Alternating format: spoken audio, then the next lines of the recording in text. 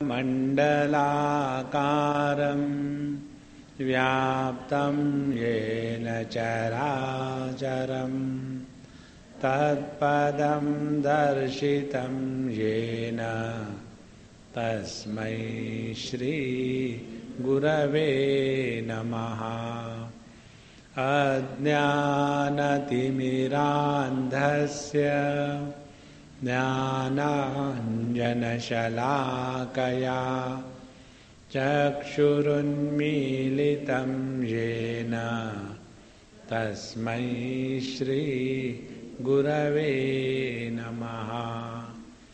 गुरुर्ब्रह्मा गुरुर्विष्णुः गुरुर्देवो महेश्वरः गुरुरेव परं ब्रह्म तस्मै श्री गुरवे नमः। तस्मै श्री गुरवे नमः। तस्मै श्री गुरवे नमः।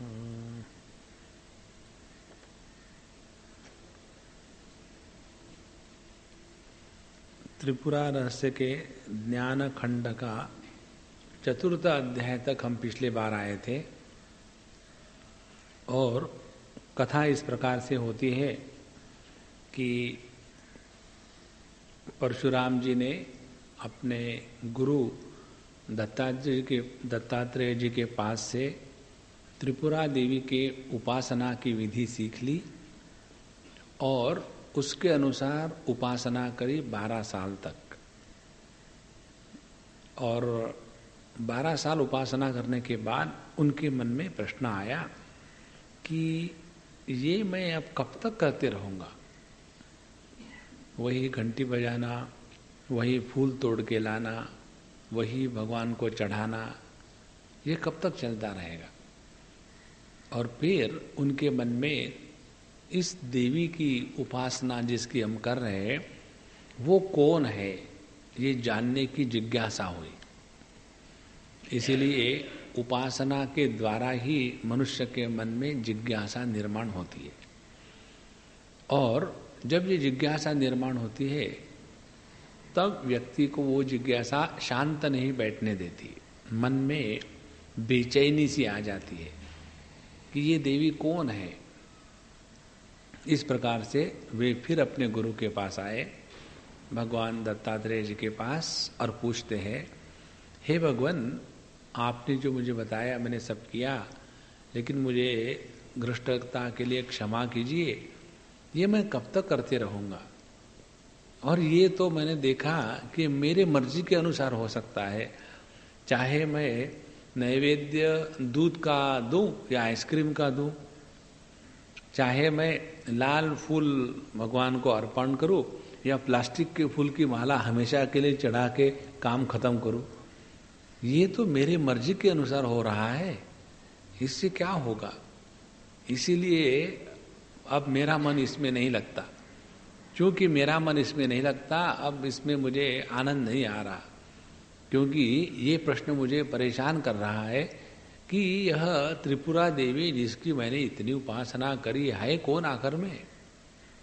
जब ऐसा पूछा तब दत्तात्रेय भगवान बताते हैं कि मुझे तुम्हारे प्रश्न का बड़ा आदर है और ये प्रश्न ही बताता है कि तुम्हारी उपासना सफल हुई।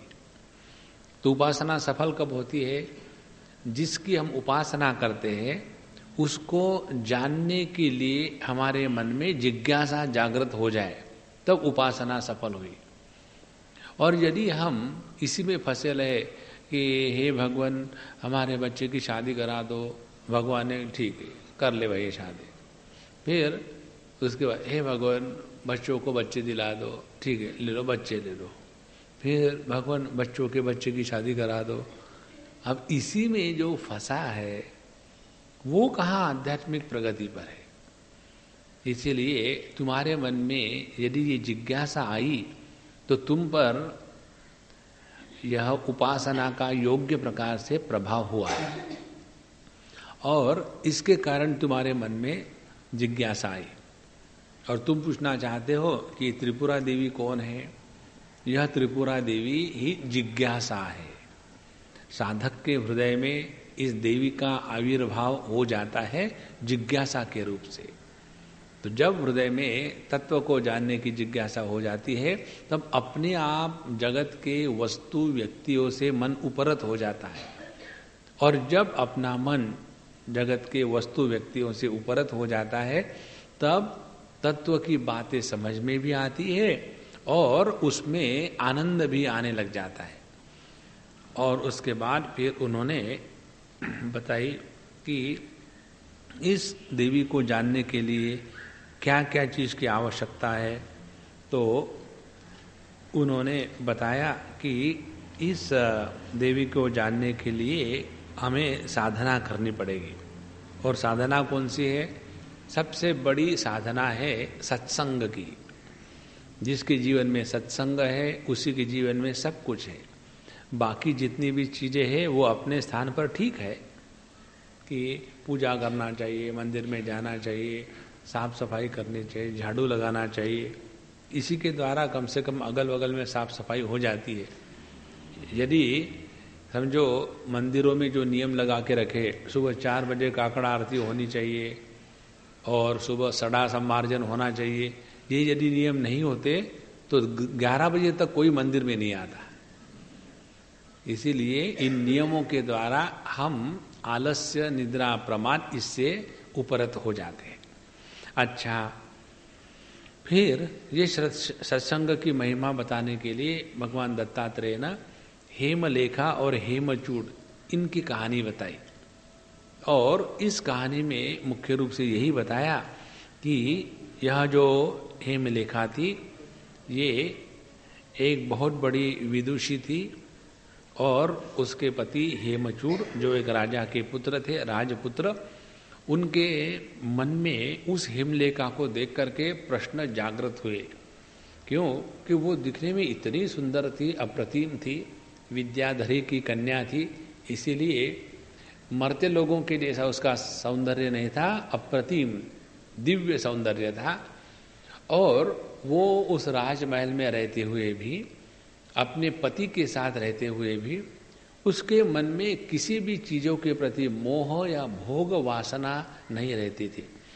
तो ये राजकुमार बड़ा फ्रस्ट्रेट सा हो गया कि भैया मैंने तुमसे शादी करी है तो यहाँ कोई भजन करने के लिए थोड़ी करी है। तो ये तो हमारे जीवन का समय वो है कि जहाँ हम भोग करें, उसका आनंद लें। और उस समय वो पूछती है कि देखो आप तो पुरुष है, हम तो स्त्री है, स्त्री तो वैसे ही मूर्ख होती है, तो मुझे बताओ मुझे ऐसा क्यों हो रहा है कि मुझे किसी चीज़ों में आनंद नहीं मिल रहा है। तो मुझे ये बताओ आनंद किस चीज़ से मिलता है। तो फिर वो कहते कि हाँ ये तो बात तुमने ठीक ही कही, स्त्रियाँ मूर्ख होती है।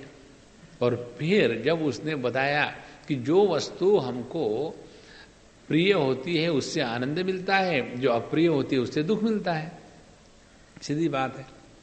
तो बोले ये तो बात आपने बहुत बढ़िया बताई, मुझे तो पता ही नहीं था, लेकिन थोड़ा इस पर विचार करते हैं। और फिर उन्होंने विचार करना शुरू कर दिया। उदाहरण के लिए अग्नि, तो जो वस्तु प्रिय होती है उससे हमको सुख मिलता है, तो अग्नि हमको प्रिय है कि अप्रिय है। तो जाड़े के दिन जैसे आज के दिन है तो हमको अग्नि बड़ा प्रिय लगता है, और यही अग्नि गर्मी के दिनों में अप्रिय लगने लग जाता है। तो जब वस्तुओं के प्रति प्रियता अप्रियता बदलती रहती है तो उसी वस्तु से हमको हमेशा सुख आनंद मिलेगा, एक ऐसे संभव है। ऐसा करके उन्होंने अनेक प्रकार के तर्क वितर्क दिए और बताया कि जिस शरीर को लेकर के हम लोग सोचते हैं कि हम भोग करेंगे, जैसा आप हमेशा सोचते हैं, मुझे ये बताओ कि ये जो शरीर है जिसको सबसे श्रेष्ठ भोग का साधन माना गया है, स्त्री पुरुष के शरीर में जो सहवास है उसको कहते हैं कि वो सबसे बड़ा भोग का साधन है, लेकिन इसमें भोगने की कौन सी वस्तु है। फिर वो हेमलेखा शरीर का डिसेक्शन करती है और कहती है कि ये जो शरीर मलमूत्र से भरा हुआ है, इसमें एक भी ऐसी चीज नहीं कि जो शरीर से बाहर निकले तो उसके बारे में आदर हो, गंदगी का चीज है और उसमें हम फंसे हुए हैं। थोड़ा भी विचार करो तो इस शरीर के प्रति कभी भी आदर या आसक्ति या प्रेम नहीं हो सकता। इस प्रकार से जब उन्होंने बताया तो सभी विषयों के प्रति इस हेमचूड़ के मन में वैराग्य जागृत हुआ, और जब वैराग्य जागृत हुआ तब उसने अपने मन को विषय से हटा दिया और फिर उसका मन जब योग्य हो गया, धातु प्रसादेन महिमानम् आत्मनः, धातु प्रसाद माने अंतःकरण की शुद्धि, जब तक के अंतःकरण की शुद्धि नहीं होती तब तक के तत्व का ज्ञान कभी नहीं हो सकता। तो जब उसके अंतःकरण की शुद्धि हुई तो हेमलेखा ने उसको उपदेश किया और उसके उपदेश के कारण वह अपने स्वरूप को जान गया और जीवन मुक्त हो गया। फिर उसने अपने भाई को ज्ञान दिया, वो भी जीवन मुक्त हो गया। फिर वो हेमलेखा ने अपने सास को ज्ञान दिया, वो भी जीवन मुक्त हो गई। इस प्रकार से वहाँ चारों तरफ ज्ञान का साम्राज्य हुआ और यहाँ तक के कि उस शहर के, उस राज्य के तोते मैना ये भी केवल तत्व की ही बात करते थे। उसमें आते हैं कि वो वहाँ के जैसे अपने यहाँ के तोते मैना यदि हो तो वो क्या बात करेंगे, तो जैसे आजकल के जो सिनेमा के गाने हैं वो करेंगे, क्योंकि वही सुनते रहते हैं। इसको लेकर के एक हमने बड़े विचित्र केस पढ़ी। एक रेलवे के कोई थे गार्ड या कोई, और उनके ऊपर एक मुकदमा हुआ कि ये व्यक्ति सबको गाली देते हैं और परेशान करते हैं और बुरी बुरी गाली देते हैं। तो भले वो बड़े हो लेकिन हम लोगों को गाली खाना अच्छा नहीं लगता। तो उसने कहा नहीं मैं गाली देता नहीं, ये कुछ बोल रहे हैं, मेरे मुख से एक भी अपशब्द निकलता नहीं। तो इंक्वायरी शुरू हुई। इंक्वायरी जब शुरू हुई तो उनके घर में सुबह सुबह मिलने के लिए इंक्वायरी का आदमी पहुंच गया, सीबीआई का सिविल ड्रेस में। गार्ड साहब है क्या? तो उनके घर में एक तोता लगा हुआ था और उस तोते ने जो गालियां देना शुरू कर दी, एक के बाद एक, उससे पता चला इस तोते का बहुत अभ्यास है। तो इसी प्रकार से उस हेमचूड़ के राज्य में चारों तरफ नित्य निरंतर चिंतन चलता था केवल तत्व का। जैसे हमारे स्वामी जी ने जब हमारे सिद्धवाड़ी का आश्रम स्थापित किया तो उन दिनों में वहाँ किसी को भी हरिओम के द्वारा ग्रीट किया जाता है। जैसे हम लोग राम राम कहते हैं तो हरिओम के द्वारा ग्रीट किया जाता है, किसी को पता नहीं। तो धीरे धीरे जैसे हमारा आश्रम वहाँ स्थापित हुआ, अब पूरे हिमाचल प्रदेश में बस वाले हो, कंडक्टर हो, बच्चे हो, ईंट हो, पत्थर हो, पेड़ हो, पौधे हो, सभी अब हरिओम कहने लग गए, क्योंकि हर जगह वही जहाँ हम जाकर मिलते हैं हरिओम कहते हैं। तो इसी प्रकार से वहाँ के सभी तोते मैना पक्षी इसी प्रकार से कहते थे कि चिति रूपम स्वमात्मानम भजध्वम चेत्यवर्जितम नास्ति चेतम चितेरन्यत दर्पणे प्रतिबिंबवत। इस प्रकार के विचार तोते भी कहने लगे। क्या है? कहते हैं स्वम आत्मानम भजध्वम, अपने स्वरूप को जानो। क्या है अपना स्वरूप? चिति रूपम, शुद्ध चैतन्य। शुद्ध चैतन्य माने क्या? चैत्य विवर्जितम, जिसमें दूसरेपन की कल्पना का संपूर्ण अभाव है। देख लेना, ये जो विषय का हम जो बात करते हैं ना, शब्द स्पर्श रूप रसगंध इत्यादि, अभी तक तो हमने अनेक प्रकार से सुन लिया है। इस ग्रंथ में इन सब का प्रतिपादन भिन्न रूप से हुआ है। शब्द स्पर्श रूप रसगंध ये दृश्य पदार्थ है जिनको हम जानते हैं। जैसे एक पुष्प लिया तो इसकी गंध ये है, इसका रंग ये है इत्यादि, तो उसको हम कहेंगे ये दृश्य पदार्थ है। तो दृश्य पदार्थ का ज्ञान कहाँ होता है? मन में होता है। और मन में कैसे ज्ञान होता है कि यह दृश्य पदार्थ है, इसको मैं जानता हूँ, और यह दृश्य पदार्थ मैं नहीं हूं, इस प्रकार से ज्ञान होता है। तो दृश्य पदार्थ का ज्ञान, इसका फाउंडेशन क्या है? इसका फाउंडेशन है दूसरेपन की कल्पना। तो जब तक हमारे मन में दूसरेपन की कल्पना निर्माण होती है, तब तक के हम अज्ञान के क्षेत्र में हैं। जब किसी भी वस्तु को देख करके दूसरेपन की कल्पना निर्माण हुई कि जगत निर्माण हुआ। और इसीलिए जब हमको बताते हैं संत लोग कि इस जगत को त्याग दो, तो हम क्या शुरू करते हैं? किसी ने नमक छोड़ दिया, किसी ने मिर्ची छोड़ दी, किसी ने चीनी खाना छोड़ दिया, और ऐसे लगता है कि हमने जगत को छोड़ दिया है। क्योंकि जगत कहाँ से शुरू होता है? अपने चमड़ी के बाहर से। लेकिन अपना शरीर भी जगत में ही है, ये बात समझ में नहीं आती। क्यों नहीं समझ में आती? जैसे हम पुस्तक को देखते हैं तो ये ज्ञान निर्माण नहीं होता कि मैं पुस्तक हूं, तो पुस्तक मेरे से भिन्न है। लेकिन जब मैं अपने देह को देखता हूं या जानता हूं, अपने इंद्रियों को देखता हूं, जानता हूं, अपने विचारों को देखता हूं, जानता हूं, तो क्या ज्ञान होता है कि यह देह मैं हूं, यह इंद्रिय मैं हूं। इसीलिए जिस जिस वस्तु के साथ ज्ञान में दूसरेपन की भावना नहीं होती, उसी वस्तु के साथ प्रेम स्वाभाविक हो सकता है। तो अपने आप को शुद्ध चैतन्य रूप में जानो। और यह शुद्ध चैतन्य कैसा है? चैत्य विवर्जितम। चैत्य माने दृश्य पदार्थ। इसमें कोई भी दृश्य पदार्थ नहीं है। माने जिसको हमारे जे कृष्णमूर्ति जी कहते थे, ऑब्जेक्टलेस अवेयरनेस। वह ज्ञान जिसमें ज्ञेय वस्तु की दूसरेपन की संकल्पना का संपूर्ण अभाव है। तो चिति रूपम स्वमात्मानम भजध्वम चैत्य वर्जितम।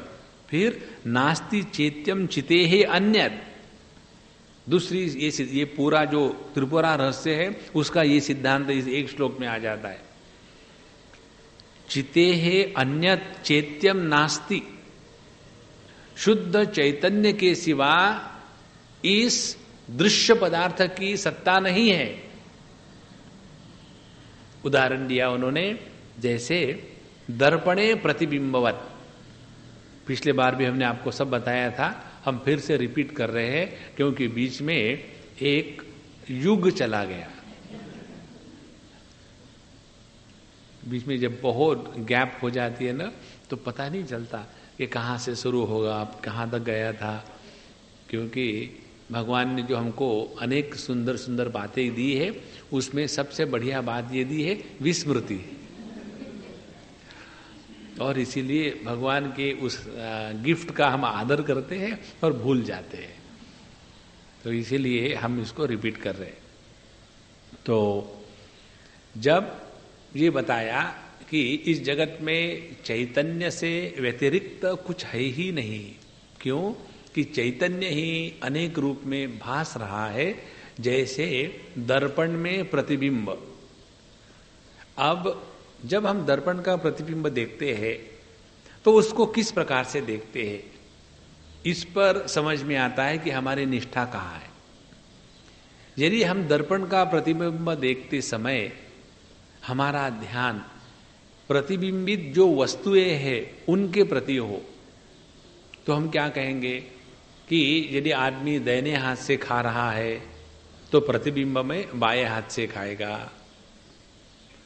यदि आदमी दाहिने टर्न ले रहा है तो प्रतिबिंब में लगेगा बाई टर्न ले रहा है, इस प्रकार से। लेकिन यह अज्ञान की दृष्टि है, उसमें कोई खास बात नहीं। वास्तविक दर्शन क्या है? वास्तविक दर्शन ये है, एक ही दर्पण, वही दर्पण कहीं जड़ता के रूप में जगत की वस्तुएं बना है, वही दर्पण क्रिया की दृष्टि से क्रिया शक्ति बना है, और वही दर्पण ज्ञान की दृष्टि से ज्ञान बना है। देखो कितनी सुंदर बात हो गई। तो वही दर्पण कहीं कहीं पेड़ पौधे दिखता है और वही दर्पण कहीं कहीं मनुष्य पशु पक्षी दिखता है, और वही दर्पण कहीं कहीं ज्ञानी संत महात्मा दिखता है और अज्ञानी शिष्य दिखता है। तो एक ही दर्पण अनेक रूप में अभिव्यक्त हुआ है। उसी प्रकार से एक ही चैतन्य अनेकता में अभिव्यक्त हो रहा है। अच्छा, ये दर्पण में जो चित्र है, प्रतिबिंब है, उसकी ये अनेकता और उस अनेकता का प्रभाव दर्पण पर क्या है? कुछ भी नहीं। यदि जो चित्र, जो वस्तु दर्पण के सामने खड़ी हुई है, जब वो चली जाती है तो दर्पण की कोई हानि नहीं होती, और जब इन वस्तुओं को प्रतिबिंबित किया जाता है तो दर्पण पर उसका कोई प्रभाव, बोझा नहीं पड़ता। उसी प्रकार से यह शुद्ध चैतन्य वो है कि इसमें जीव जगत ईश्वर, इसका जो प्रतिबिंब पड़ा है, इस जीव जगत ईश्वर के प्रतिबिंब का बोझा इस शुद्ध चैतन्य पर नहीं है। जीव जगत ईश्वर, इस भेद का भाव इस शुद्ध चैतन्य में नहीं है। इसमें सुखी दुखी होने वाला जीव और जड़ता से युक्त जगत और सबका नियंत्रण करने वाला ईश्वर, इस भेद का नामो निशान इस शुद्ध चैतन्य में नहीं है। और यह शुद्ध चैतन्य, शुद्ध चिति, जिसके त्रिपुरा कहते हैं, यह अपनी आपा है, यह अपनी असलियत है। देखो, इसमें कोई मिथ्या नहीं, कोई गलत नहीं, कोई का त्याग करने की जरूरत नहीं, कोई दुख रूप नहीं है, किसी को तिरस्कृत करने की जरूरत नहीं, केवल एक परमात्मा तत्व है। इसमें हमारे संत ज्ञानेश्वर महाराज की निष्ठा थी, और इसीलिए उनके कहीं भी शब्दों में कड़वाहट नहीं थी।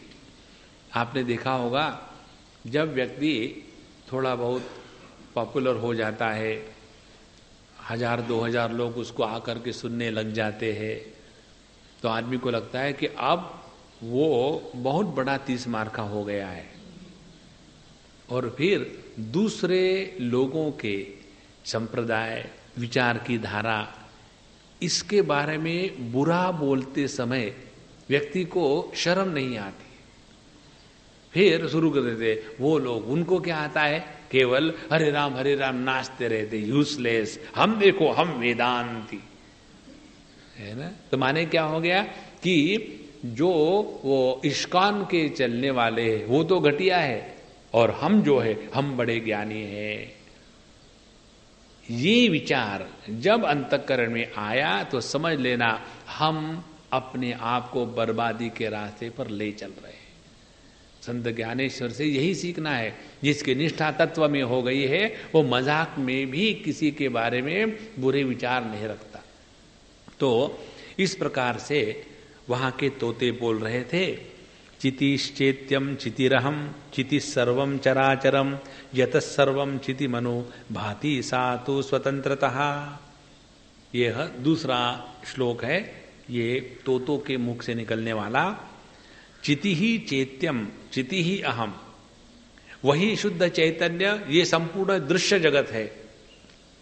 चिति ही अहम, वही चैतन्य इस जगत को देखने वाला दृष्टा के रूप में मैं हूं। और चिति सर्वम चराचरम, और यह संपूर्ण जगत में जड़ चेतन का भेद एक ही शुद्ध चैतन्य की अभिव्यक्ति है।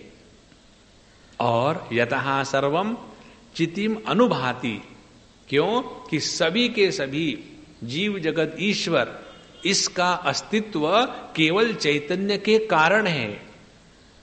तस्य भाषा सर्वमिदं विभाति, उसी एक चैतन्य के कारण जीव की स्थिति है, उसी एक चैतन्य के कारण जगत की स्थिति है, उसी एक चैतन्य के कारण ईश्वर की स्थिति है। क्यों कि यही एक चैतन्य जीव जगत ईश्वर के रूप में अभिव्यक्त हो रहा है। और इसीलिए यह जो चिति है यह स्वतंत्र है।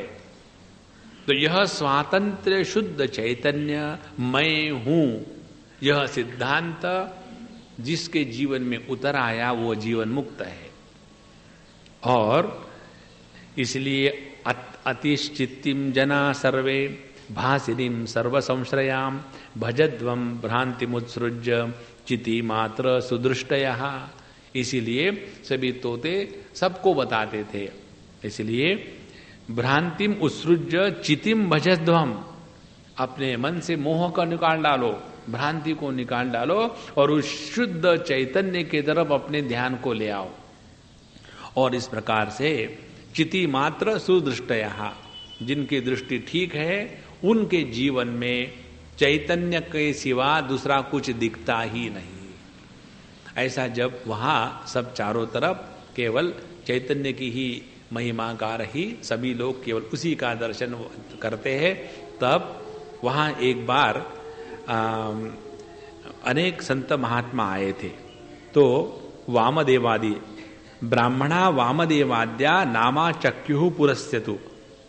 तो एक बार संत महात्मा जब वहां आए तो उन्होंने देखा, अरे ये बड़ा विचित्र शहर है, यहां तो कोई पॉलिटिक्स की बात नहीं कर रहा है, कोई स्ट्राइक की बात नहीं कर रहा है, यहां तो किसी प्रकार की समस्या ही नहीं। प्रत्येक व्यक्ति, यहां तक कि यहाँ के पेड़ पौधे पशु पक्षी भी केवल चैतन्य का गुणगान कर रहे हैं। तो ये तो बड़ा विचित्र नगर है, यहां तो केवल विद्या की ही महिमा है। इसीलिए उन्होंने उस शहर का नाम जो पहले था उसको छोड़ करके उसका नाम फिर उन्होंने विद्यानगर बता दिया।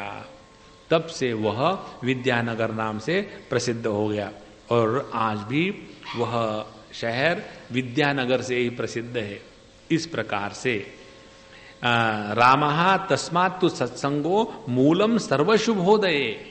हे राम, हे परशुराम, इसीलिए तुमने जो पूछा कि इस दुख से निकलने के लिए क्या करना चाहिए, कैसा करना चाहिए, तुम्हारे मन में जो विक्षेप आ गए हैं कि मैं कब तक ये घंटी बजाते रहूंगा, तो उससे निकलने के लिए पहला जो सबसे महत्व का कदम है वो है हमारे जीवन में सत्संग आवे। इस प्रकार से इस चतुर्थ अध्याय में सत्संग की महिमा स्थापित की। कहते हैं संगेन हेमलेखायाः सर्वे विद्याविदो भवन। केवल एक हेमलेखा के साथ सत्संग के कारण उसके पति, उसके ससुर, उसकी सास, उसके देवर और पूरा का पूरा शहर सभी के सभी इस तत्व में निष्ठा प्राप्त कर गए। इसीलिए तस्मात् संगः परम मूलम राम जानी ही श्रेयसः। श्रेयस के लिए, तो श्रेयस प्राप्ति के लिए सबसे बड़ी यदि कोई बात है तो वो है सत्संग। अच्छा, सत्संग को तो एक दो भिन्न दृष्टि से हम आपको बताएंगे। सत्संग का तात्पर्य ये है कि जैसे अभी हम लोग जो कर रहे हैं वो सत्संग है। इस सत्संग में हमको लाभ कब होगा? इस सत्संग में हमको लाभ तब होता है कि जब हमारे मन में तत्व के प्रति और शास्त्रों के प्रति और संत महात्माओं के प्रति आदर की भावना हो। यदि हमारे मन में आदर का वातावरण ना हो और सामने बोलने वाला व्यक्ति कितनी भी अच्छी बात बोल रहा हो तो हमको उसके द्वारा लाभ नहीं होगा। इसीलिए पहली बात तो ये बताई। दूसरी बात, जब हम सत्संग में जाते हैं तो सत्संग दो प्रकार का है। एक जैसा हम लोगों का हो रहा है, दूसरा प्रश्नोत्तरी के रूप में। कई बार हम बाहर जाकर के प्रश्न पूछते हैं, हमारी ये समस्या है, ये समस्या है, और उस समस्या का समाधान हमको सार्वजनिक रूप से संत महात्मा बताते हैं। दूसरा प्रकार। तीसरा प्रकार ये है, हम साधु संतों के संपर्क में वैयक्तिक दृष्टि से आते हैं, 1:1 रेशो, और वहां हम अपने आप को भाग्यशाली हैं। वहां बहुत चेतनी दर्शक है, वो ऐसे रहते हैं अपने गंध बाहर न आए, एक सर्व व्यक्ति से रहते हैं। तो जब साधु सर्व व्यक्तियों के देते हैं ना बैठना, जैसे हम करते हैं वैसे भी वो करते हैं, तो ये पर जावे उनके प्रति श्रद्धा आदर की थी वो शुरू हो जाते हैं। क्योंकि इसीलिए हमने आपको हम गलती उनको सामान्य उनसे जो ज्ञान इत्यादि प्राप्त होना, जिस भी बातें ध्यान के सत्संग करते। यहाँ तक चतुर्थ बार जाता हमने फिर से इसलिए है ताकि फ्रेश हो जाए। अब पंचम पूछा जाए दो बात। अथ पंचम एवं सत्संगृत्री सुतभातम प्रवमानसो भूयोपचक सत्प्रोक्तमिदं नावदाशकारणमेत प्रत्यक्षेव भक्तं भुजंगमापत सवेत् माया संसर्वफल इत्यहं श्रोतुं मजाखं मम चक्रेण दयानिधे। अब कहते हैं कि हे दयानिधे गुरु महाराज, आपने बिल्कुल सत्य बात है। तो पहले माँ कहती है एक संघात्म्यम अत्रिशुत्र भाषित अत्रिसुत दत्तात्रेय के मुख सत्संग का महात्म्य सुपश। यह जो विद्यार्थी था परशुराम जी प्रवृष्ट मानस में बहुत प्रसन्नता हो।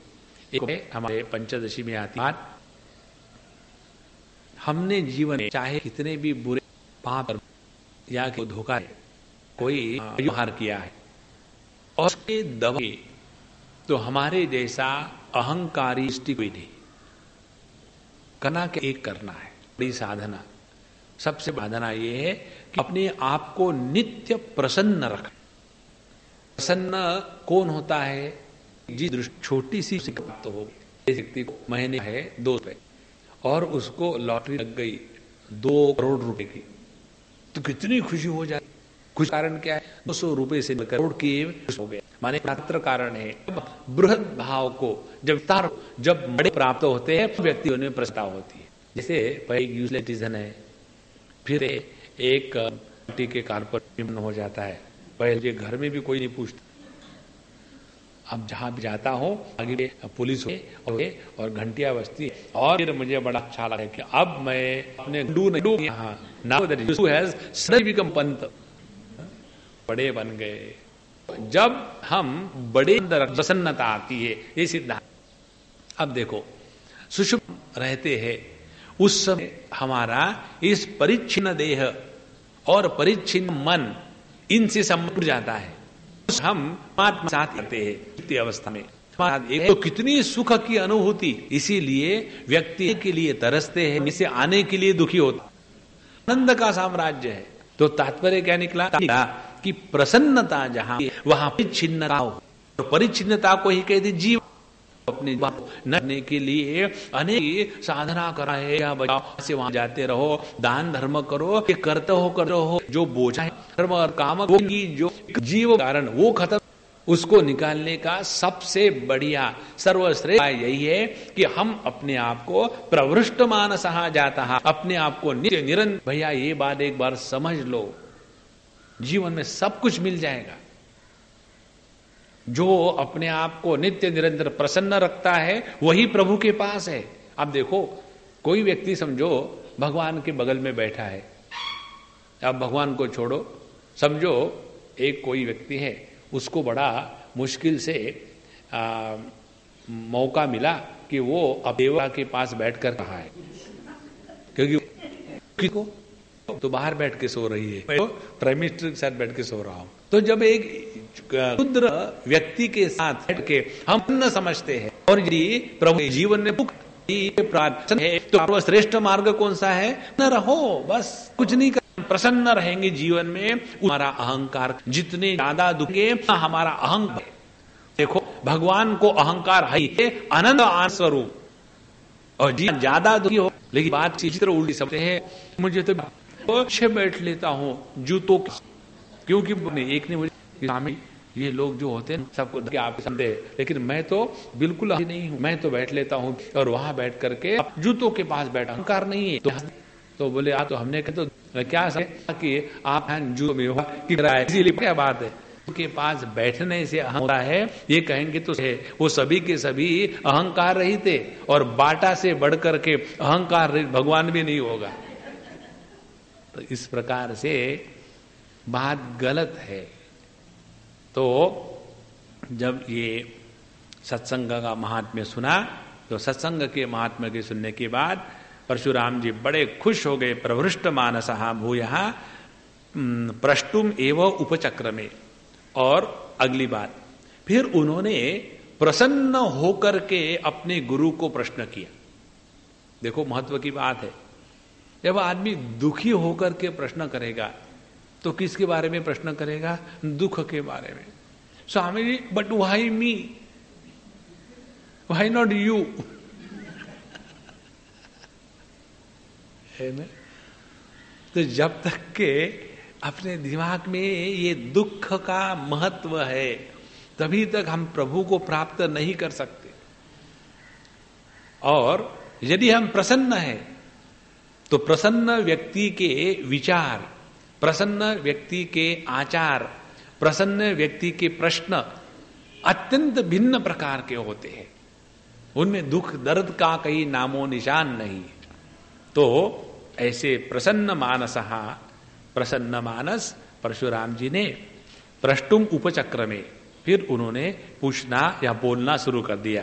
कहते हैं, सत्यम प्रोक्तमिदम नाथ भवता शुभ कारणम, भवता प्रोक्तम शुभ कारणम, आपके द्वारा जो बोला गया, हे नाथ, हे गुरु महाराज, आपने एकदम ठीक ही कहा।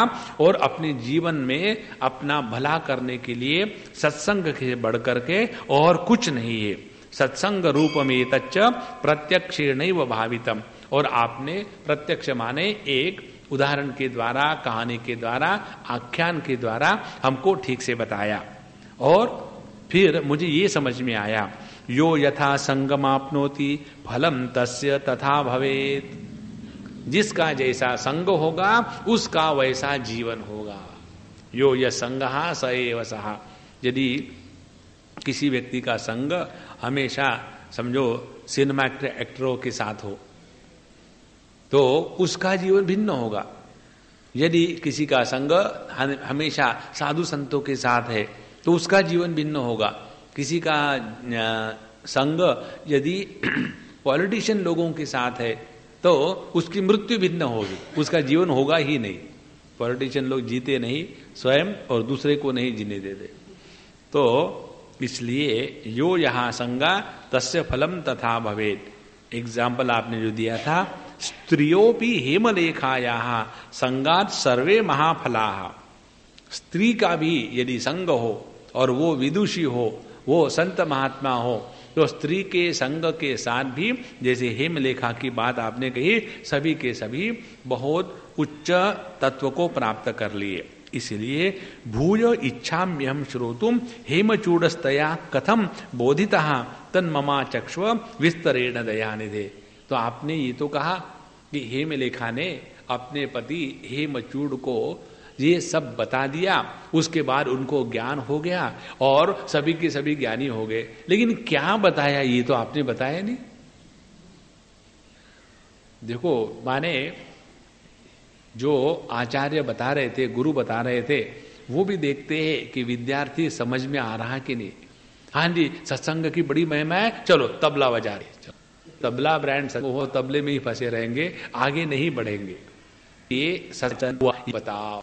जब उन्होंने कहा कि विस्तरेण आचक्र, हे दयानिधि, मुझे आप विस्तार से शृणु भार्क्षा कथा पावनीम एवं चश्वा विषम किसान नाशक की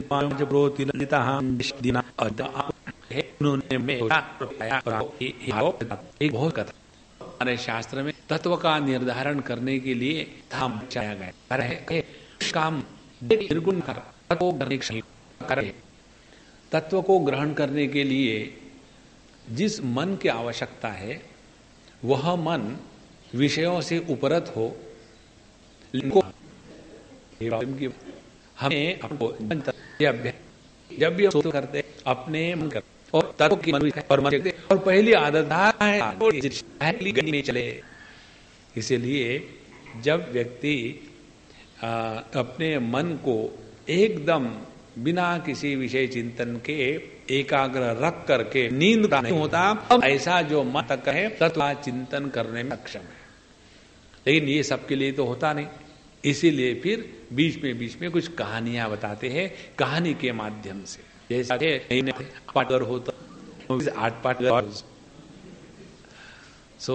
नैमिषारण्य की बात है और उस नैमिषारण्य में बड़े लोग उसका उसने ठाणा बंबई निकल जाएगी, फिर वहां नैमिषारण्य का चित्र होगा।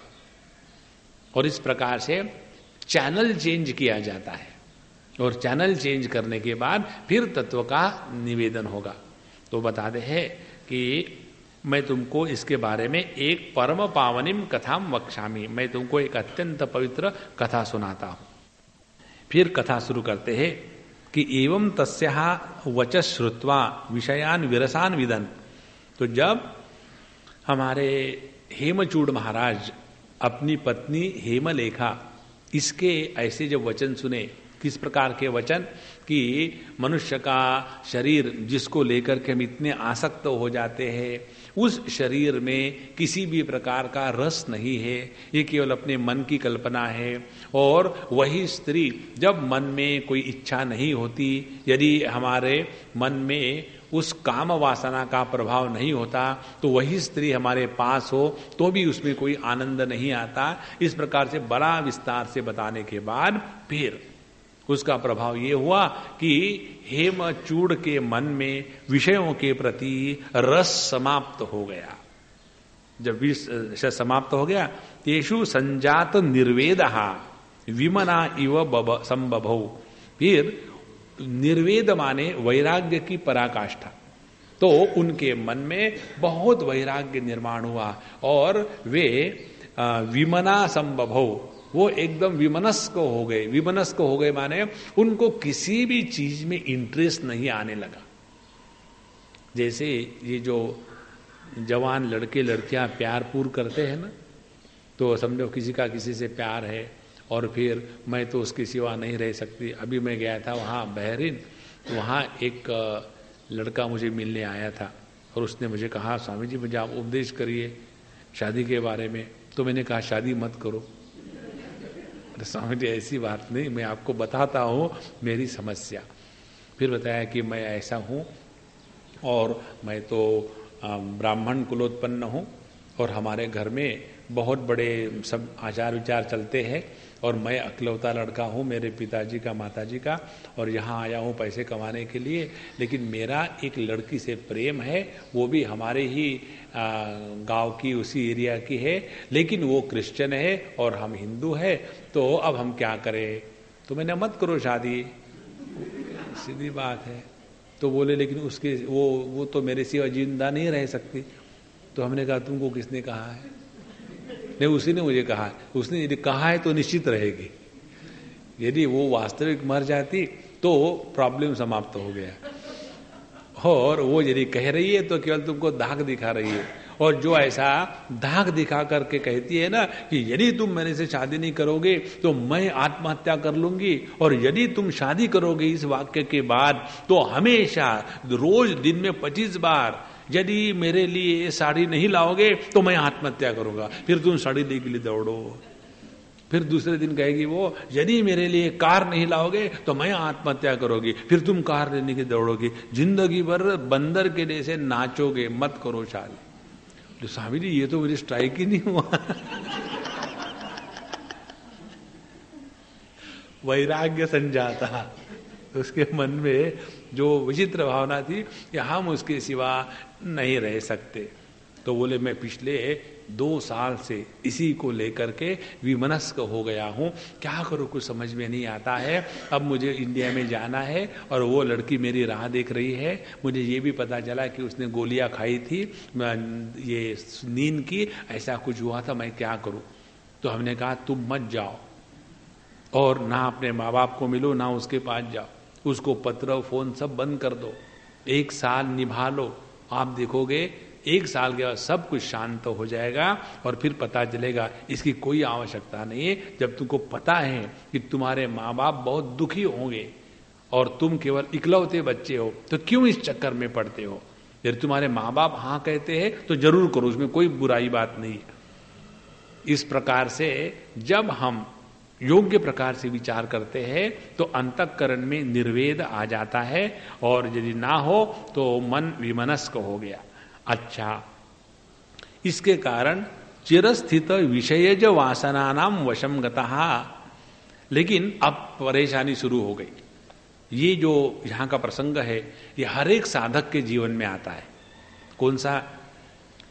जब हम वेदांत का श्रवण करते हैं तो मन में वैराग्य की अग्नि जागृत हो जाती है, लेकिन जो पुरानी आदतें हैं वो नहीं छोड़ती। जैसे किसी को ड्रिंक्स करने की आदत है, किसी को स्मोकिंग की आदत है, किसी को गैम्बलिंग की है, किसी को क्लब में जाने की है, किसी को सिनेमा देखने की है। अब अंदर से तो लगता है कि ये सब गलत है। ज्ञान बताता है कि जगत के किसी वस्तु व्यक्ति में आनंद नहीं है, ये ज्ञान बताता है। लेकिन जो पहली आदतें है वो आदतें नहीं छूटती, और उस आदतों के प्रभाव में आकर के हम पहले जैसा ही जीवन जीते हैं, लेकिन अब उस जीवन में आनंद नहीं आता, क्योंकि मन में टग ऑफ वॉर शुरू हो गई है। ज्ञान एक बात बताता है और अपनी जो आदतें हैं दूसरी बात बताती है, और इसी के कारण यह जो हेमचूड़ राजपुत्र था वो बहुत दुखी होने लग गया। कहते हैं चिरस्थित विषयज वासना नाम वशम गतः, वो अपनी पुरानी आदतों के प्रभाव में आ गया, और त्यक्तुम व संग्रहीतुम व नाशकत सहसा हिसा, क्योंकि उसको वैराग्य निर्माण हो गया इसीलिए उसका भोग नहीं कर सकता था। लेकिन चूंकि वासना के प्रभाव में था, आदतों का शिकार था, इसीलिए उसको त्याग भी नहीं सकता था। तो क्या हुआ, ना तो भोग कर सकता था ना तो भोग त्याग सकता था। देखो कैसी विचित्र स्थिति आ जाती है। और ये स्थिति प्रत्येक साधक के जीवन में आती है। उस समय आदमी को लगता है कि ये क्या हो रहा है, आई एम गेटिंग फ्रस्ट्रेटेड। इससे तो पहले अच्छा था, कम से कम पिक्चर देखते थे मौज से, अब पिक्चर भी ठीक से नहीं देख सकते। पहले खाते थे डट के, अब खाते समय भी आनंद नहीं आता। एक हमारे विद्यार्थी है, उसने आकर के मुझे कल परसों ये बात पूछी, स्वामी जी मुझे आपसे कुछ बात कर रहे हैं। करो। स्वामी जी मुझे ऐसे लगने लग गया है कि यदि जीवन का कोई प्रयोजन नहीं, सब प्रभु की इच्छा से हो रहा है, और हम इस जगत में नहीं थे तब कोई महत्व नहीं था, हम जगत से चले जाएंगे तब भी कोई फर्क नहीं पड़ेगा, और हम हैं तब भी कुछ फर्क नहीं पड़ता, तो साधना क्यों करें? क्योंकि साधना करने से भी क्या फर्क पड़ने वाला है। इस प्रकार की जो विचारधारा शुरू होती है ना, ये विचारधारा एक अच्छा लक्षण है, बुरा लक्षण नहीं है। क्योंकि अब उसने वो जो ज्ञान के वैराग्य के विचार है वो उसके पर्सनालिटी को अब पकड़ रहे हैं। तो वो ना तो जगत को पकड़ सकता है ना तो जगत को छोड़ सकता है। तो हमने उसको कहा फिर छोड़ के चले जाओ कोर्स, कुछ करना ही नहीं है। नहीं Swami ji I don't mean that.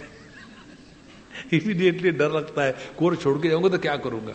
तो हमने कहा देखो ये केवल एक मन की स्थिति है, तो इससे कैसा निकले, इससे निकलने का एक ही उपाय है।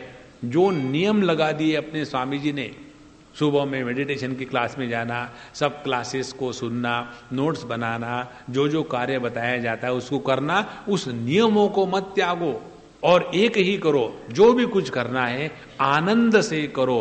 प्रत्येक कर्म में तुमको जब आनंद आने लगेगा तब तो तुम्हारी निष्ठा पक्की है। और यदि तुम कहते हो मुझे तो किसी में रस ही नहीं आता है, यदि तुम निरस हो गए हो तो अपने मन के प्रभाव में आ गए हो। और यदि तुमको तत्व का दर्शन हो गया है तो जीवन में रसहीनता नहीं आती, जीवन में रस आ जाता है। जब जीवन में रस आता है तो छोटी छोटी चीजों में भी आनंद होता है। ये बहुत महत्व की बात है।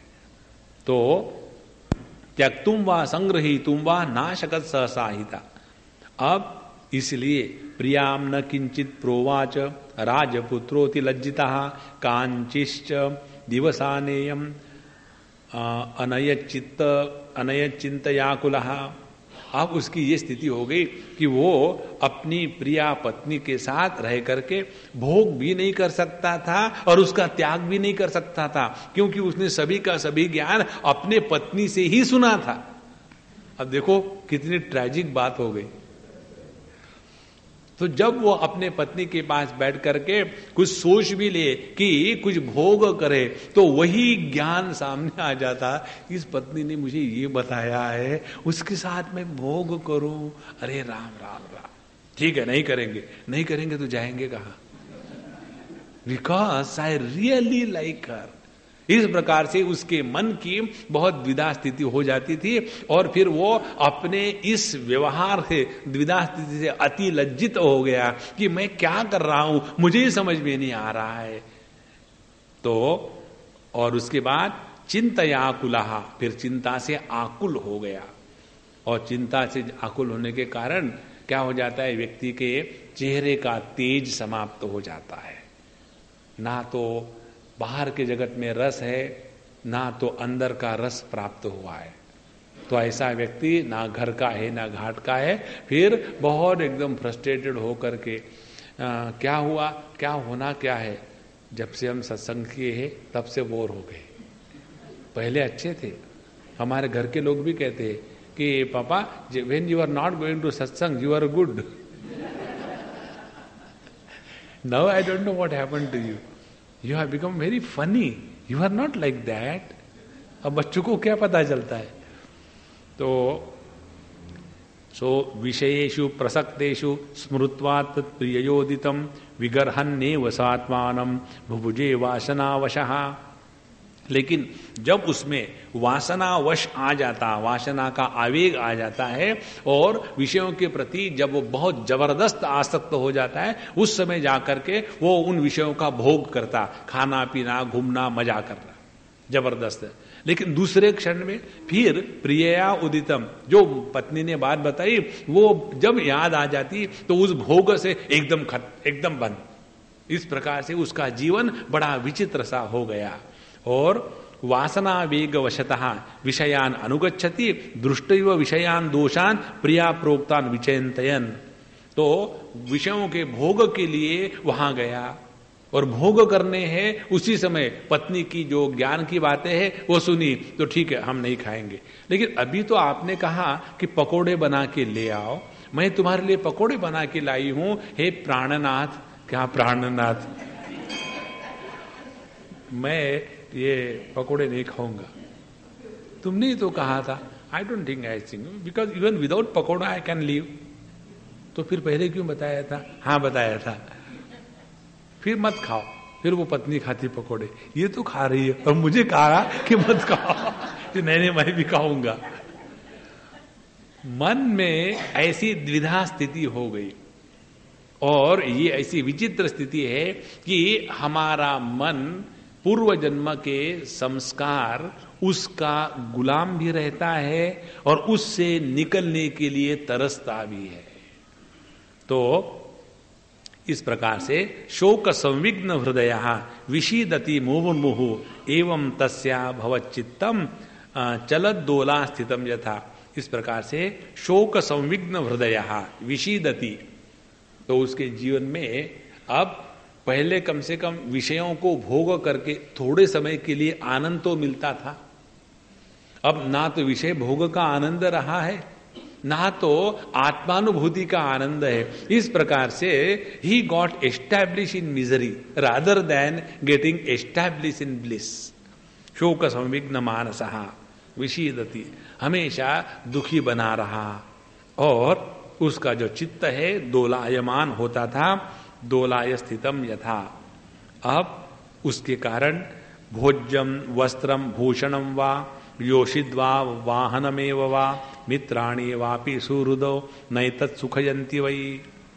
फिर उसके जीवन से भोज्य भोग, वस्त्र सुंदर सुंदर कपड़े, भूषणम अनेक प्रकार के आभूषण, योषित स्त्री सहवास, वाहन भिन्न प्रकार की कारें, मित्राणी मित्र, सुहृद अपने आप, इन सब में से उसका मन हट गया।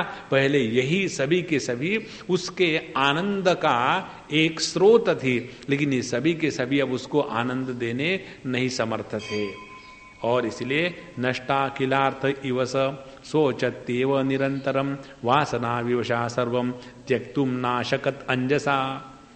तो उसकी स्थिति कैसी होगी कि जिसका सब कुछ नष्ट हो गया हो।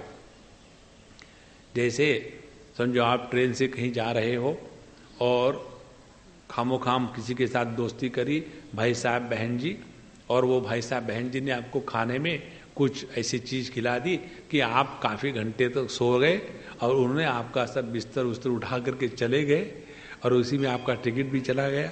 और जब आप उठ देते हैं और ये बम्बई सेंट्रल पर, और जब बाहर निकलने आते हैं तो कुछ भी नहीं अपने पास। उस समय जो अपने मन की स्थिति होती है वैसी स्थिति हमारे हेमचूड़ राजा की हो गई। इसीलिए नष्ट अखिल अर्थ इव, जैसे उसका सब कुछ लूट गया हो, इस प्रकार से सोचती निरंतरम, वो नित्य निरंतर शोक में ही डूबा रहता। और वासना विवशा सर्वम त्यक्तुम न शकत, लेकिन वासना का प्रभाव इतना था कि उसका वो त्याग भी नहीं करता था। इसलिए वो अपने जीवन में मोस्ट मिजरेबल कंडीशन में पहुंचा। सामने भोग की वस्तु है, भोग करने का सामर्थ्य है, भोग करने का स्वातंत्र्य है, और फिर भी भोग करने की इच्छा होते हुए भी भोग करने के समय मन उसको दोलायमान कर रहा है। इसका बेस्ट उदाहरण लेना हो तो जब डायबिटीज लोगों के सामने मिठाई आ जाती है तब, है ना। अच्छा मैं नहीं खाऊंगा, लेकिन अच्छा बना है, ये तो इन्होंने स्पेशल बना के लाया है, लेकिन मुझे नहीं खाना डायबिटीज है। दम अच्छा मत खाओ, लेकिन मेरे लिए बना के लाया है। आपने देखा होगा जो व्यक्ति स्वयं हो करके मिठाई का त्याग करता है उसको मिठाई का त्याग का दुख नहीं होता, और जिसको डायबिटीज के कारण मिठाई छोड़नी पड़ती है ना, उसकी कंडीशन देखो। ज्ञान ये है कि और मिठाई खाओगे तो अभी दिन में 3 इंजेक्शन लेते हो, तो अब दिन में 25 इंजेक्शन लेने पड़ेंगे। एक लड़के को हम जानते हैं, वो रहा नहीं, मर गया। वो छोटा था, 18-20 साल का, और उसको बचपन से ही डायबिटीज था, और वो मीठा तो उसको अच्छा ही लगता था, तो उसके फ्रीज में डायबिटीज की वो सब इंजेक्शन सब कुछ था, और वो खाने में बहुत इंटरेस्ट। अब उसके माता पिता कितने बताए उसको, वो नहीं मानता, चिल्लाता रोता, छोटा सा बच्चा। फिर उसको बचपन से इंजेक्शन दे, फिर उसने सीख लिया इंजेक्शन कैसे देना। जब वो 5 साल का था तब अपने को इंजेक्शन दे सकता था, तो फिर वो खाने के पहले जाता, फ्रिज में खोल कर इंजेक्शन ले लेता, और उसके बाद रसगुल्ले लड्डू खाता। इस प्रकार से तो नष्ट अखिल अर्थ इव सोचती निरंतरम वासना विवशा सर्वम त्यक्तुम ना शकत अंजसा, किसी वस्तु का त्याग भी नहीं कर सकता था। न उपभोक्तुम तथा शक्तः दोष दृष्टि युतस्ततः एवं स शोक वशवतः विवर्ण वदन ईक्षणम। इस प्रकार से दोष दृष्टि के कारण भोग नहीं सकता था, और आसक्ति के कारण त्याग नहीं सकता था। तो उसका परिणाम क्या हुआ? विवर्ण वदन ईक्षणम शोकवतः, तो उसके चेहरे का सब तेज समाप्त हो गया, चेहरा हमेशा म्लान लगने लग गया, और उसकी आंखें भी ऐसी ड्रूपिंग की जैसी लग रही कि क्या करूं क्या नहीं। और इस प्रकार से जब हेमलेखा ने उसको देखा, उसके पत्नी ने देखा, तो पत्नी को बड़ी खुशी हो गई। कहते हैं हेमलेखा समालक्ष्य कदाचित संगतारह किम नाथ पूर्ववत्वम नो लक्ष्येत्यंत हर्षितः शोचन्तमिव पश्यामि कुत एवं तव स्थितिः कश्चित् शरीररात्माते नामैर्जैर्बाध्यते सदा भोगेषु भोगभीतिं वै प्रवदन्ति मनीषिणः त्रिदोष संभवे देहे दोष वैषम्य संभवाः आमयाः प्रायशः सर्व देहान् व्याप्यैव संस्थिता सर्वथा यति प्रतिकार्यं वैषम्यं दोषजं ननु अशनाद् वासनाद् वाचा दर्शनात् स्पर्शनादपि कालात् देशात् कर्मतश्च दोषा वैषम्य आप्नुयुः अतस्तयोद्भवो लोके सर्वथा लक्ष्यतां गतः इत्यतस्सति वैषम्ये चिकित्सा संप्रकीर्तिता नोक्ता चिकित्सितानुत्पत्तौ वैषम्ये केनचित् क्वचित् तद्वद प्रिय कस्माद्धि शोकस्य तव संभवः।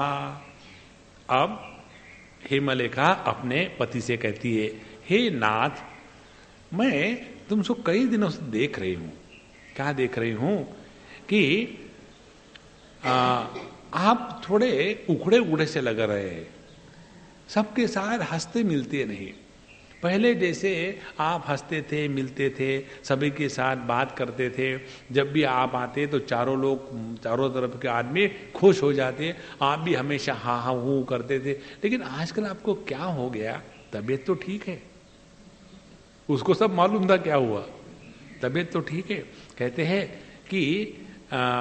हैं कि जब शरीर में जो त्रिदोष संभवे, शरीर में जब कफवात पित्त इनका बैलेंस बिगड़ जाता है तो शरीर में अनेक प्रकार के रोग होते हैं, ऐसे ज्ञानी लोग कहते हैं। और ये जो रोग है ये सभी के देह के लिए संभव है और सर्वदेहान व्याप्य व संस्थिता, और इसीलिए इन दोषों को दूर करने के लिए शास्त्रों में दवाइयाँ भी लिखी है। और ये दोष किस कारण से आते हैं? अशनात, खाना ठीक न हो, या कपड़े ठीक ना हो, बोलना चालना ठीक ना हो, यदि किसी के साथ बैठना उठना ठीक ना हो, किसी देश में किसी काल में, इसके प्रकार से अनेक प्रकार के वैषम्य आपनुयु हो, अनेक प्रकार के दोष निर्माण होते हैं और उसके लिए चिकित्सा भी है, ऐसा शास्त्रों में कहा है। तब मुझे बताओ, तद्वद प्रिय कस्माधि शोकस्य तव संभवः, आपके इस शोक का क्या कारण है? क्योंकि मुझे तो कुछ दिखता नहीं कि आपके लिए शोक हो। इति श्रुत्वा हेमलेखाम प्राह राजसुतस्तथा प्रिय शृणु प्रवक्ष्यामि जन्मे शोकस्य कारणम। तो यह पति शिष्य अपने पत्नी गुरु ने जब ये पूछा, बहुत रेयर कंडीशन है ये, है ना। उपनिषद में आता है ना कि वहां कि गुरु पति ने अपने शिष्य पत्नी को सिखाया, इसीलिए त्रिपुरा रहस्यमय बात है। यहाँ पत्नी ज्ञानी है और पति महात्मा अज्ञानी है। वैसे आप लोगों का सब यही ख्याल है, तो कम से कम पत्नियों को तो ये त्रिपुरा रहस्य ग्रंथ सबसे ज्यादा अच्छा लगना चाहिए, क्योंकि कम से कम एक तो ग्रंथ ऐसा है कि जहाँ पत्नी का महत्व कहा गया है और पति को अज्ञान शिरोमणि बताया गया है। तो जब ऐसी बात हुई तो कहते हैं हेमलेखा को कि हेमलेखा सुनो, प्रिय शृणु प्रवक्ष्यामि जन्मे शोकस्य कारणम, मेरे शोक का जो कारण है मैं तुमको बता देता हूं। क्या? त्वदुक्त्या यत् पुरा मे भूत सुख दतम तनु ननु न पश्यामि अधुना किंचित अपि मे सुखवर्धनम। तुमसे ये बातें होने के पहले जो जो वस्तु या व्यक्ति या भोग मुझे आनंद देते थे, तुमसे बात होने के बाद उन वस्तु भोगों की मुझे आनंद देने की क्षमता खत्म हो गई। इसके कारण मैं दुखी। पहली बात, राज्ञा वितीर्णो विषयः सुखदोपि समन्ततः वंध्यम न सुखये यद्वत् तथा तस्मान्न मे सुखम। अब देखो, राज्ञा हमारे पिताजी ने, राजा महाराज ने मेरे लिए चारों तरफ से इतने सुख दे के रखे हैं और पहले भी दे के रखे थे। तो पहले मैं इन्हीं सुखों में भोगों में रमता था और मुझे बड़ा आनंद आता था। लेकिन आपसे बात क्या हो गई, अब मुझे किसी में आनंद नहीं आता। मेरी स्थिति वैसी होगी, किसी वंध्य पुरुष को स्त्री सहवास के लिए भेजा जाए तो उसकी क्या स्थिति होगी। इसी प्रकार से चारों तरफ से भोग उपलब्ध है और भोग की मेरी जो इच्छा है वही खत्म हो गई, लेकिन वही इच्छा फिर मुझे गुलाम बनाती है। इसलिए बताओ, मैं दुखी नहीं हूं तो सुखी हो जाऊंगा। विषयान सेव मानोहम सदा विष्टि गृहीतवत तत्पृच्छामि प्रिय ब्रूहि किम कृत्वा सुखामि अहम। तो मेरी अब स्थिति क्या हो गई है, जैसे कोई व्यक्ति पागल हो, विष्टि गृहीतवत माने किसी के ऊपर भूत चढ़ा हो। भूत चढ़ा हुआ व्यक्ति का व्यवहार बड़ा विचित्र रहता है। जिन्होंने अक्कलकोट में गए हैं, या जो दत्तात्रेय का दूसरा स्थान है, हाँ गाणगापुर, वहां जाकर के आप देखिए बड़ा सुंदर दृश्य मिलता है। वहां जब वो आरती होती है, उस आरती के समय में वो खंभों पर धड़ाधड़ लोग चढ़ते हैं, वहां से जंप मारते, लेकिन किसी को कुछ नहीं होता। उसको कहते विष्टि गृहीतवत। उसी प्रकार से मैं मानो किसी के द्वारा अभिप्रेत हो गया हूं, किसी के द्वारा झपटा गया हूं। इस प्रकार से मेरा इस जगत में व्यवहार चल रहा है। मुझे नहीं समझ में आ रहा है कि मैं भोग कर रहा हूं कि भोग नहीं कर रहा हूं, कि मुझे आनंद मिल रहा है या आनंद नहीं मिल रहा है। मेरी स्थिति अत्यंत शोचनीय है। इसलिए मुझे बताओ कि मैं क्या करूं, अब मुझे सुख चाहिए, विषय का भोग का सुख न क्यों ना हो वो मुझे चाहिए, लेकिन तुमने मेरा सब एकदम सत्यानाश कर दिया, अब बताओ मैं कैसे इससे बाहर निकलूं। तो एवं तेन समापृष्टा हेमलेखा तदा ब्रवीत नूनमेष सुनिर्वेदम आगतो मद्वच श्रुतेः अस्ति बीजं श्रेयसोऽस्मिन् यत एवं विदो ह्ययं येषु श्रेयो ह्य संभाव्यं त एवं वाक्यगुम्फनैः न ह्यण्वपि विशेषेण विशिष्यन्ते कदाचन चिरं सम्रादिदा हृस्था प्रसन्ना स्वात्मदेवता त्रिपुरा येन तेष्वेव भवे देवविधां स्थितिम् इत्यालोचाति विदुषी बुबोधशयिति प्रियम। उन्होंने इस प्रकार से विचार किया, हेमलेखा ने क्या विचार किया कि तदा अब्रवीत नूनम एष सुनिर्वेदम आगतः मद्वचः श्रुते। अब यह मेरा जो पति है मेरे वचन सुन करके उसको काफी वैराग्य आ गया है, और ये जो वैराग्य है अस्ति बीजम श्रेयसः अस्मिन्, अस्मिन् वैराग्य, इस वैराग्य में ही श्रेयस अपने जीवन का भला करने का बीज छिपा हुआ है। यथा एवं विदो ही अहम ही अयम, इसीलिए इस प्रकार से ये बात कर रहा है। येषु श्रेयः ही असंभाव्यम ते एव वाक्यगुम्फने ही न अणुअपि विशेषेण विशिष्यन्ते कदाचन। अब जिनके जीवन में वैराग्य आ गया है वही इस प्रकार से वाक्यों को कहते हैं, और जिनके मन में हृदय में वैराग्य नहीं है वो विषयों को लेकर के दोष दृष्टि का वर्णन कभी नहीं करते। और चिरम सम्रादिता हृस्ता प्रसन्ना स्वात्म देवता, जब हमने अपने हृदय में रहने वाली जो आत्म देवता है त्रिपुरा देवी है उसकी जब हम आराधना करते हैं अनेक सालों तक, तब हमारे हृदय में वही त्रिपुरा देवी वैराग्य के रूप में अभिव्यक्त होने लग जाती है। अब देखो हम लोग कई बार पूछते हैं ना कि स्वामी जी हमारे जीवन में भगवान की कृपा कब आएगी। भगवान की कृपा के दो रूप है। एक रूप ये है जब तत्व जिज्ञासा जागृत हो जाती है तब समझ लेना भगवान की कृपा हो रही है, और जब विषयों के प्रति अंतःकरण में वैराग्य तैयार हो जाता है तब समझ लेना भगवान की कृपा हो रही है।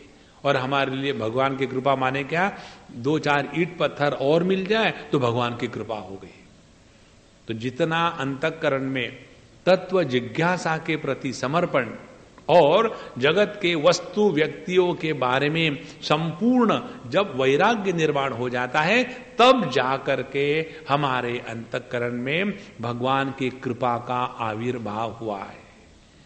तो कहते हैं चिरम संवराधिता हृस्ता प्रसन्ना स्वात्म देवता त्रिपुरा ये न तेषु एव भेद भवेद एवं विधा स्थिति इति आलोच्या अति विदुषी बुबोधयति प्रियम। ये सब विचार सोच करके कि अब इसके मन में ऐसा वैराग्य जिज्ञासा तैयार हो गई, अब इसको मुझे योग्य प्रकार से बताना चाहिए। अब देखो हेमलेखा की प्रॉब्लम क्या, हेमलेखा की प्रॉब्लम ये थी कि उनको उसको बताना है कि जिसके मन में पहले तो स्त्री बेवकूफ होती है ये भावना है, और उसमें भी अपनी पत्नी तो पूछो ही मत, और ऐसी उसकी पोजीशन, और उसको अपने पत्नी को ये ज्ञान की बातें बतानी है। तो हेमलेखा की स्थिति कितनी दयनीय होगी, लेकिन उसको मदद तो करनी है अपने पति को। फिर उसने क्या किया, ये बात सभी पत्नियों को समझने की जैसी है। कौन सी, कहते हैं गोपयंती स्ववैदुष्यम प्राहान्यम व्यपदेशतः शृणु राजकुमारेदम जन्मे वृत्त पुरातनम। उन्होंने अपना जो वैदुष्य था, अपनी जो ज्ञान की निष्ठा थी, उसको छुपा दिया।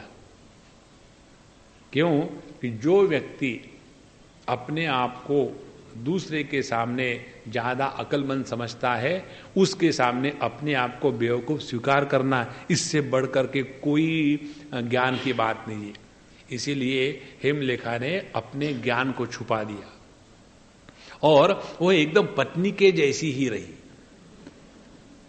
पत्नी के जैसी ही रही माने कि अब पता नहीं ये वाक्य गलत है कि ये ठीक है। पत्नी कैसी रहती मुझे तो पता नहीं, मैं ऐसी कल्पना करता हूं कि पत्नी माने पति का आदर करके रहती है, पति की बातें सुनती है, उसने जो बताया है उस पर विश्वास रखती है, वगैरह वगैरह। तो हेमलेखा ने वैसा ही अपने आप को प्रस्तुत किया कि मैं तो अज्ञानी हूँ, हे पतिदेव आप तो सब समझते हो ना, मैं तो मुझे क्या समझ में आता है, लेकिन हे राजकुमार इसके बारे में मैं तुमको एक कहानी बताती हूँ, मेरे ही जीवन की कहानी है। अब यहाँ से कहानी शुरू होती है और ये कहानी इतनी सुंदर है लेकिन आपको समझ में कुछ भी नहीं आएगी। इसका सौंदर्य यही है और ये कहानी हम आपको पूरी बताएंगे और ये कहानी होने के पश्चात फिर एक एक चीज को देखना है, ये चीज है क्या।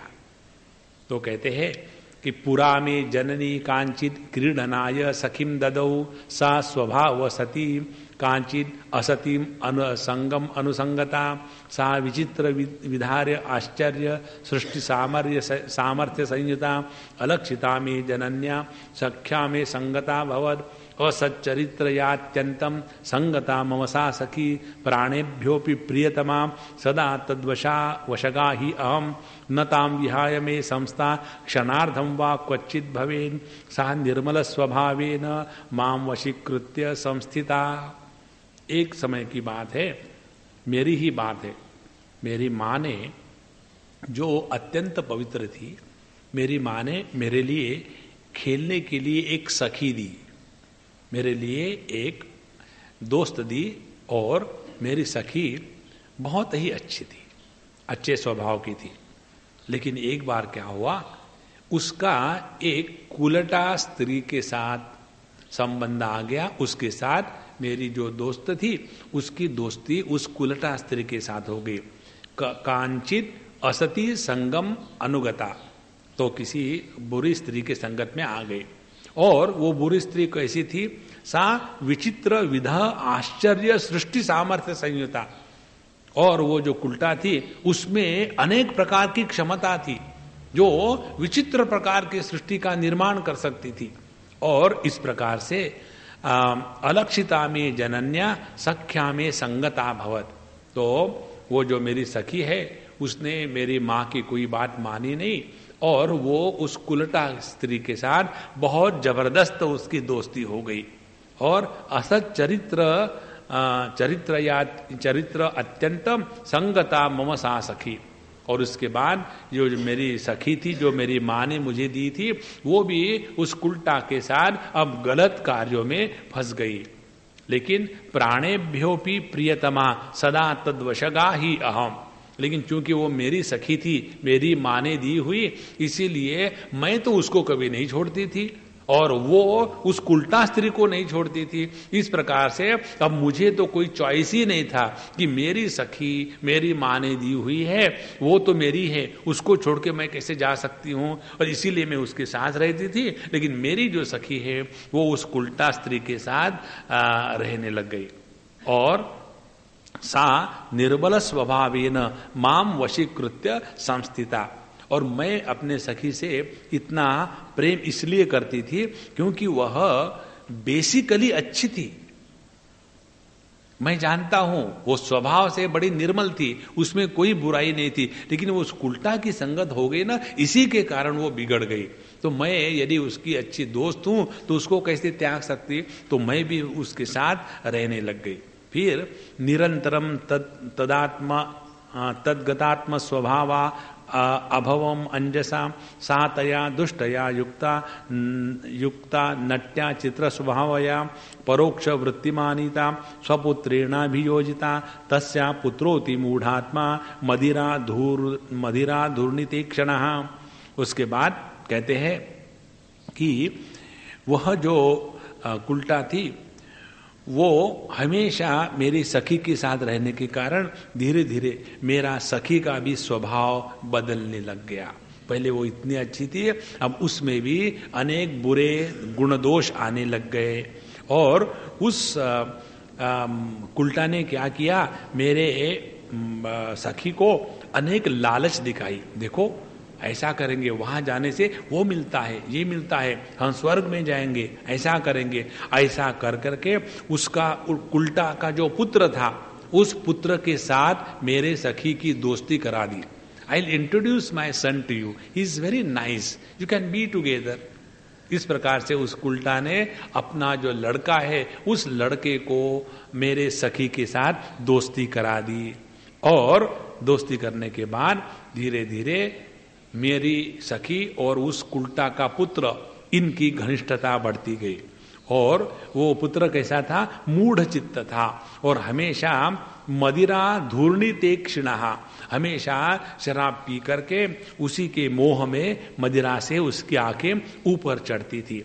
और फिर भी मैं उस पुत्र को, हमारे कुल्टी जो दोस्त थी, नहीं छोड़ पाती थी। और फिर वो मेरे पर बलात्कार करने लग गया, निरंतर मुझे भोगता रहता। और फिर भोगता रहने के कारण उसी के द्वारा मेरे पूर्ण शरीर को उसने व्याप्त कर लिया। और मैं इस प्रकार से, वो कुल्टा का पुत्र मेरे सखी को नौकर बनाया, उसके ऊपर बलात् करके। और फिर मेरी सखी को मैं नहीं छोड़ पाती थी, क्योंकि वो मेरी अच्छी सखी थी। इस प्रकार से मैं भी उसको छोड़ नहीं पाती। तो एक दिन ऐसा हुआ कि वो जो कुल्टा का पुत्र था, उसने मुझको भी स्पर्श किया। देखो ये जब पूरी कहानी हो जाएगी तब इसका देखो कितना सूक्ष्म अर्थ निकलता है।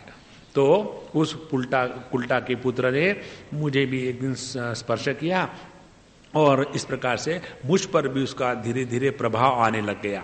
और मेरी सखी जो उस कुल्टा के पुत्र के साथ हमेशा भोग करते रही, तो उससे उनको एक पुत्र पैदा हुआ। और वो पुत्र अपने पिता के समान भी मूढ़ ही था और भिन्न भिन्न आकृति वाला था। और इतना बड़ा हो गया, देखते देखते वो बड़ा हो गया और इतना सक्षम हो गया कि उसका स्वभाव अपने पिता के ही जैसा अत्यंत चंचल। और दो बातें उसमें आ गई, पिता की मूर्खता और अपने दादी की जो विचित्र विचित्र बातें निर्माण करने की क्षमता। ये दो बातें उसके जीवन में आ गई। इस प्रकार से वो अनेक प्रकार के कार्य करने लग गया। फिर एक जो उनकी दादी थी, जिसका नाम शून्य था, जो कुल्टा थी, उस कुल्टा और वो मूढ़ नाम का पिता जो उनका पुत्र था, इन दोनों ने उस पुत्र का नाम रख दिया चंचल। और यह जो चंचल नाम का पुत्र था वो भी बहुत कुशल था और उसको पढ़ा लिखा करके गुंडागर्दी करने में और उसको तैयार किया। इस प्रकार से जो मेरी निर्मल स्वभाव वाली जो सखी थी वो अच्छी थी, लेकिन अब इन सब लोगों के साथ आकर के अब वो भी एकदम दुष्ट जैसी हो गई। और उसके बाद उसके जो पुत्र था उसके साथ मेरे सखी का बहुत अनुराग हो गया। और धीरे धीरे धीरे जो मेरी सखी थी उसके प्रति मैं इतना प्रेम करता था, अब उसने मुझे भी छोड़ दिया। अब वो केवल अकेली ही उस अपने भयानक फैमिली में रहने लग गई। और मैं तो अपने सखी को छोड़ने को तैयार ही नहीं थी, समर्थ भी नहीं थी। फिर भी मैं हमेशा उसी के साथ रहती, उसी के आगे पीछे चलती।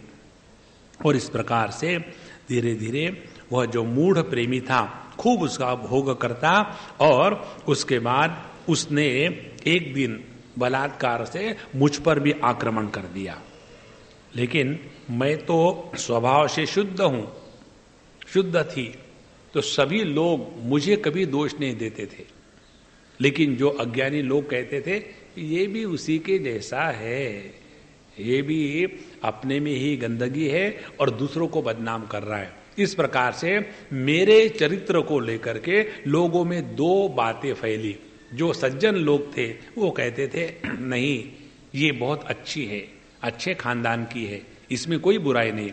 लेकिन जो अज्ञानी लोग थे वो कहते थे नहीं, काय का खानदान विदान कुछ नहीं, ये भी उस उल्टा के जैसी ही है, केवल मौका मिलने का सवाल है।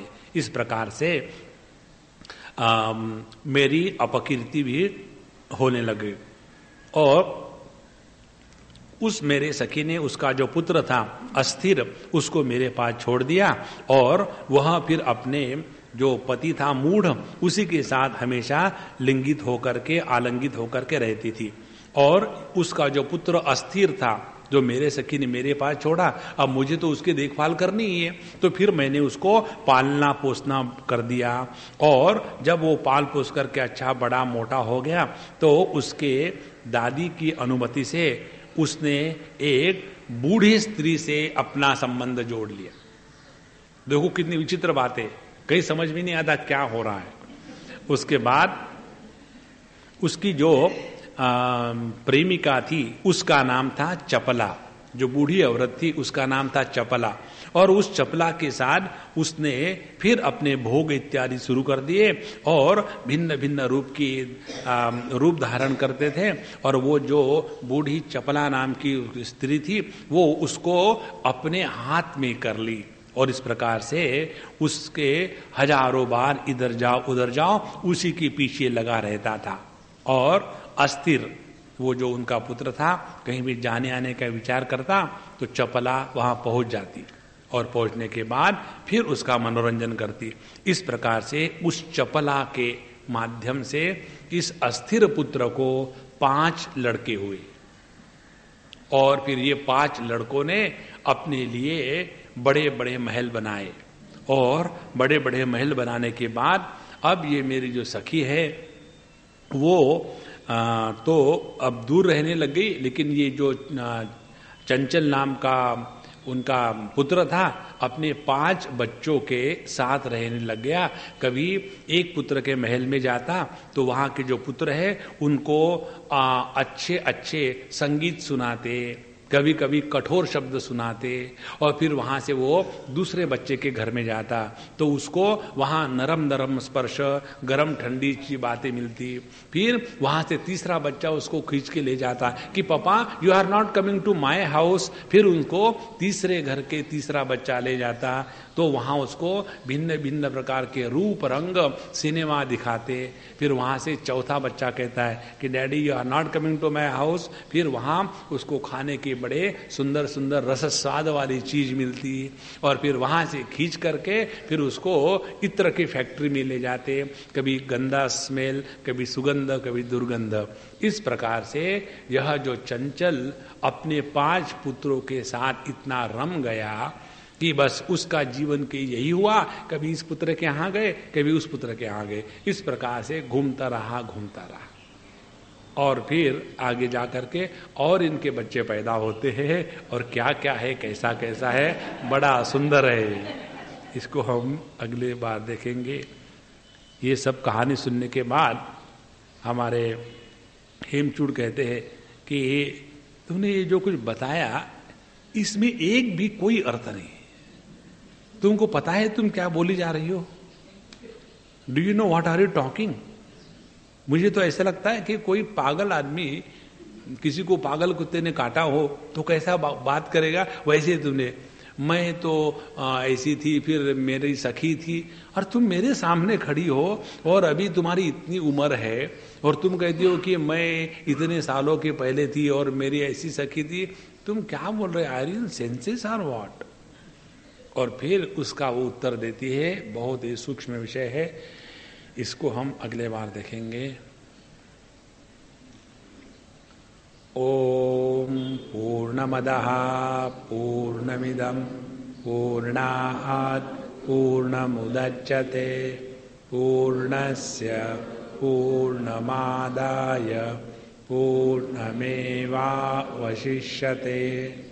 ओम शांति शांति शांति। हरि ओम। श्री गुरुभ्यो नमः। हरि ओम।